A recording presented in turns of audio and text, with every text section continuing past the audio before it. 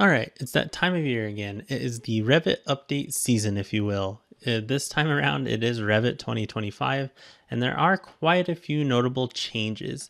If you are looking for a full review on every little meticulous detail of Revit and an overview of all the new features in Revit 2025, I'm sure Nick from BIMPure is going to have a whole video on it. I will link it below, so be sure to check out his video after this video. However, if you are curious about API additions, Dynamo additions, and a few other things that have changed regarding the Revit API as a whole, you're in the right place. So let's get into it for the rest of this video. First up, the biggest, gigantic, huge, massive change that's happened in Revit 2025 this year is the change to .NET Core framework, specifically .NET 8. Now, if you're a Dynamo user, you've probably heard about this change publicly previously to today, and that's because Dynamo's been migrating the core version of Dynamo to .NET Core for a little while. It's a lot of the core words there. Previously, Revit and Dynamo and anything working within Revit worked on .NET Framework, which is a Microsoft framework. There's a whole lot of backstory to this and a whole lot of reasons why things work the way they do. So I'll include some links in the description below for a little more information about it. But in essence, Revit 2025 has made a big change to the code base to update to .NET 8. It's a good thing, but it does mean that a few things aren't going to work the way you expect all the time. Yes, a few of your Revit plugins might take a little longer to update than usual. It's okay, give them time, they'll get there. It's doable, but it is something to keep in mind. On the same note, Dynamo packages suffer the same kind of fate as well. If they have issues, they will have to update to the newest .NET framework. Rhythm suffered this issue and Monocle, and I'll get into how those work here in a little bit as well. But be patient, big change, good change, but it is something that is changing this year and this time around. So something to keep in mind. Like I mentioned, Dynamo is now on .NET 8, and there are a few changes there as well. So we're going to take a look at that at this point. So let's go ahead and open up Dynamo within Revit 2025. So in this case, here we are in Dynamo and I have a few nodes placed that we're going to look at as well. And if we go to Dynamo About, we do have Dynamo 3.0.3. So with Revit 2025, this marks the first time that we're seeing Dynamo 3.0 inside of an Autodesk product. Previously, you can download Dynamo Core 3.0 and test it out on your desktop and all those kind of things. But this is the first time that we're seeing it within Revit itself, which is pretty cool.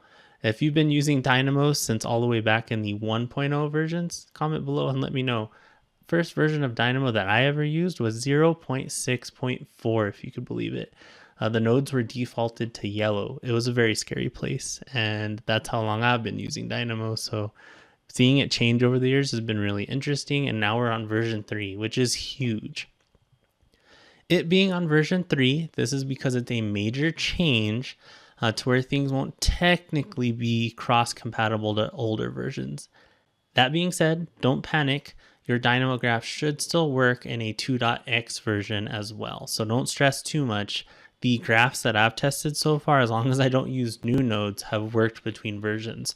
It is a big first number change though because of that .NET 8 change. So that's something to keep in mind and something to consider as you're upgrading Dynamo graphs and Revit files this year. So just keep that in mind and you should be good. Once again, package authors do need to make some updates generally, so just give them some time and be patient. I am proud to say that Rhythm does work in Revit 2025, so you will see a Revit category here with all the different nodes in there. I'll link the video below, but Rhythm loads in a way that it manages your Revit versions for you. So that way it loads the correct version of Rhythm for your Revit version.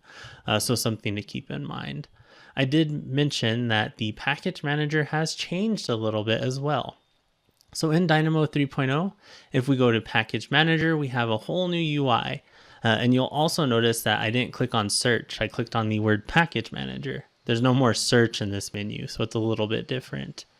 In this case, if you go ahead and scroll through, you can search for a package, publish a package, look at your installed packages, look at the packages that you manage. So here's all the stuff that I've managed, even some of the things that are hidden. So that's kind of funny. And you can also go to your package settings in this UI. So in this case, we're going to search for a package. we'll search for Monocle. And like I mentioned, Monocle does work in all the latest versions at this point. So we're going to go ahead and install the newest version of Monocle. And the way that Monocle works at this point is you do need to restart Dynamo in order to see it inside of the ribbon, kind of a side product of it working across many Revit versions, but it is something that we got to get used to. So I restarted Dynamo. I'm selecting a sample file. This open external file warning's been in Dynamo for a little while. It annoys the heck out of me. So if you want to turn this off, you go to settings and disable your trust warning as well. So that's in there for you too. It is there to protect you from Dynamo graphs, I guess, but I tend to just disable it. Don't tell anyone. From there, we will see that we have Monocle installed. So Monocle, once again, works kind of like we expect. We have all of our in-canvas things and all those kind of things. This works from Revit 2020 to Revit 2025 now, and that includes Rhythm as well. So that's a big update personally for my Dynamo packages for Dynamo for Revit. So something else to keep in mind. On my screen now, I do have a few nodes placed because these are the other changes that I'm very excited about for Revit 2025 and Dynamo 3.0. In this case, we have topo solid nodes now. So as you may know, last year in Revit 2024, we received a new element within Revit called topo solid. So if I come in here and actually select some of these surfaces, we should see, some of these are modeled as floors. We should start to see this element called a topo solid. So if we tab in here, we will see that we have a topo solid in that linked file. What that is basically a floor, but it's something that's for site modeling. They introduced this in Revit 2024, and at the same time, they introduced APIs for it, which is really great. The Revit team tends to add APIs for new features as they make them, and it's just sometimes it takes a little while to make it into Dynamo. So this year we do have topo solid nodes, so we're able to create them by outlines, query them for their points, get a topo solid type by name, all those good things. At this time, there's no drop down as far as I've seen for topo solid elements. There are for floors, but not for topo solid. So maybe that's a potential node that I can add to Rhythm. I don't know. So that's something else to keep in mind is now you can create those elements. Another kind of fun little Easter egg, I guess, or something that's hidden within Dynamo is you can actually still create a topography by points with Dynamo. Even though in Revit, you cannot create a topography in the UI anymore. You can create it with the API, and Dynamo has a node to do that. So that's kind of a fun little tidbit there as well, is this still exists in the API, just not in the UI. They actually offer a migration option to migrate topography to topo solids when you upgrade files. And I think this has to exist still in order for that action to work. So kind of an interesting little tidbit when you look at the Revit API. The next huge addition to Dynamo for Revit is the addition of link instance nodes. So as you may know, there are several packages that manage link instance elements. One that I like to use a lot is Spring Nodes. Spring Nodes is really great. He has a lot of nodes in there to collect things, query things, get the locations, all that good stuff. I have a few in Rhythm as well, but now there are some out of the box, which is huge. So in regards to these nodes specifically, you can get your linked instances, and then you can start getting elements at the level in that link, all elements of a given category in a view, all that good stuff. And it looks like I placed one of these twice. And you are able to get things by their ID. You can get a link instance by its name, its title, all sorts of great things. These nodes are huge, and they allow us to start to interact with links in a way greater way. So something to check out for sure. I know working with links is something that comes up a lot for MEP Revit users, and now we have out-of-the-box nodes to make that happen. So really, really cool. And to get started, it's pretty simple. You can get your current document and get all the linked instances in it and start to query those for their elements. So I have 5 links in the sample model, 6 links actually in the sample model, and you can actually start to collect all the things really, really quickly, which is awesome. And once again, if you want to hard code the link instance by its name or its title that appears, you are able to do that. So really great nodes here. I encourage you to check those out. If you want to see a full tutorial on how to use some of these nodes, let me know below. I do have some previous tutorials that I'll link for working with linked elements as well, specifically for MEP disciplines. So as I mentioned, API additions. So anytime a new Revit point release or Revit version comes out, I tend to spend a lot of time in the release notes and the API additions. This year, they've introduced a few different things for a lot of these new features that we have. But one of the ones that kind of caught my attention quite a bit is the ability to create interactions in the right-click menu within Revit. So if we kind of come in here and we pick some of these trees, for instance, and I right-click, I have a little custom tool that I've built called Revit Protect. So that's kind of a play on the meme that's to protect. But what this does is it will actually run a command in this right-click menu to, quote, flatten our model. In my case, this is exporting the file out to DWG, re-importing it, and deleting the original elements. So a really bad example of what to do with the API, but it is kind of a fun one. I joked around with someone about this previously that if you want to protect your Revit model, just export it to DWG, import it back in, and delete the model. So that's exactly what this tool does. And if you're curious, it is open source. I will link the GitHub repository below as well. Kind of a fun thing, kind of random too. But if we select flatten selection, it isolates that element. I'll leave it on. It exports it to DWG, brings it back in, and then it deletes the original element that it based that DWG off of. So kind of like I said, a wacky one, but it does protect your Revit model from anyone who might want to modify it, if you will. So kind of a fun example, if you will.